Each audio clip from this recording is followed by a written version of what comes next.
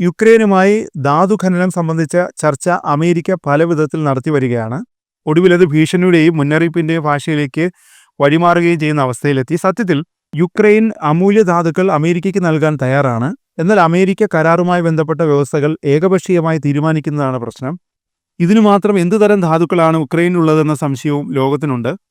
കാരണം റഷ്യ ഈയിടെ യുക്രൈന് നേരെ നടത്തിയ ആക്രമണത്തിന്റെ ഒരു പ്രധാന കാരണവും അന്നാട്ടിലെ സമ്പന്നമായ ധാതുദ്രവ്യ സമ്പത്തും ഗോതമ്പടക്കമുള്ള ഭക്ഷ്യധാന്യങ്ങൾ വിളയുന്ന ഭൂപ്രദേശങ്ങളും കൈയടക്കുക എന്ന താല്പര്യമായിരുന്നു.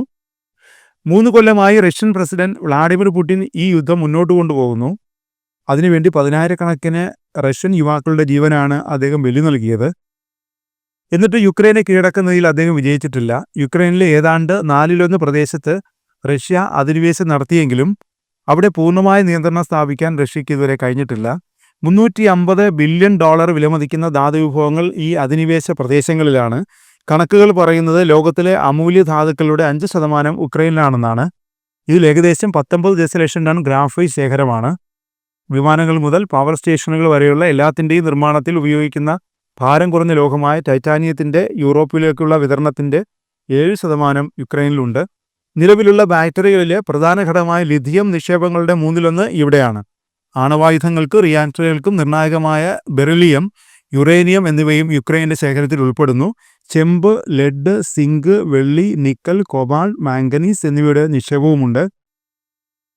പൊതുവെ ഏതൊക്കെ ആവശ്യത്തിന് ഉപകരിക്കുന്നതെന്ന് നോക്കിയാണ് ഒരു ധാതു ക്രിട്ടിക്കലാണോ അല്ലയോ എന്ന് തീരുമാനിക്കുന്നത്. പ്രധാനമായും 2 കാര്യങ്ങൾ മാനദണ്ഡമാക്കിയാണ് ഈ വർഗീകരണം. രാജ്യത്തിൻ്റെ സമ്പദ് വ്യവസ്ഥയുടെ വികാസത്തിനും സുരക്ഷയ്ക്കും അവ എത്രത്തോളം നിർണായകമാണെന്നാണ് ഒന്ന്. അവയുടെ ലഭ്യതക്കുറവ് അഥവാ അത്യപൂർവതയാണ് രണ്ടാമത്തെ മാനദണ്ഡം. അമേരിക്ക നിർണായക ധാതുക്കളിൽ ഉൾപ്പെടുത്തിയിരിക്കുന്ന 50 എണ്ണത്തിൽ 22 എണ്ണം യുക്രൈനിലുണ്ട്. യൂറോപ്യൻ യൂണിയന്റെ നിർണായക ധാതുപട്ടികയിലുള്ള 34 എണ്ണത്തിൽ 25 എണ്ണവും അവിടെയുണ്ട്.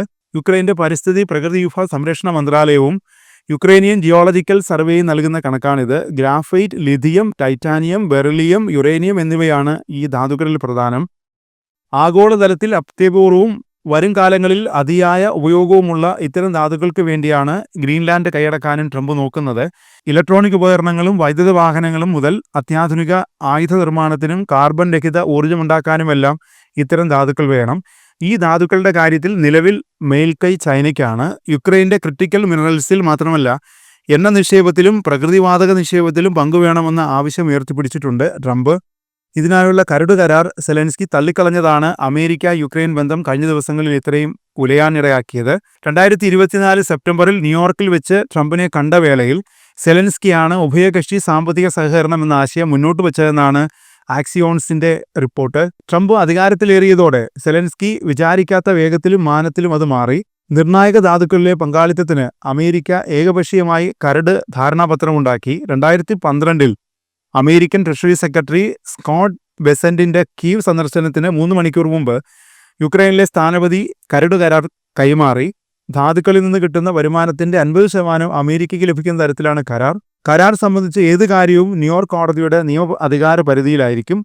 ഈ കരാറോടെ യുക്രൈനുമായുള്ള മറ്റ് വ്യാപാര കരാറുകൾ അപ്രസക്തമാകും എന്നെല്ലാമാണ് കരട് കരാറിന്റെ ഉള്ളടക്കമെന്ന് വാർത്തകൾ പറയുന്നു. യുക്രൈന്റെ സുരക്ഷയ്ക്ക് ആവശ്യമായ ഉറപ്പുകൾ അമേരിക്ക നൽകാതെ ഒരു കരാറിൽ ഒപ്പിടില്ല എന്നാണ് സെലൻസ്കിയുടെ നിലപാട്. എന്നാൽ ധാതു ഖനനത്തിനായുള്ള യുക്രൈൻ മണ്ണിലെ അമേരിക്കയുടെ സാന്നിധ്യം തന്നെ സുരക്ഷ ഉറപ്പു നൽകുന്നതാണെന്നാണ് ട്രംപിന്റെ ന്യായം.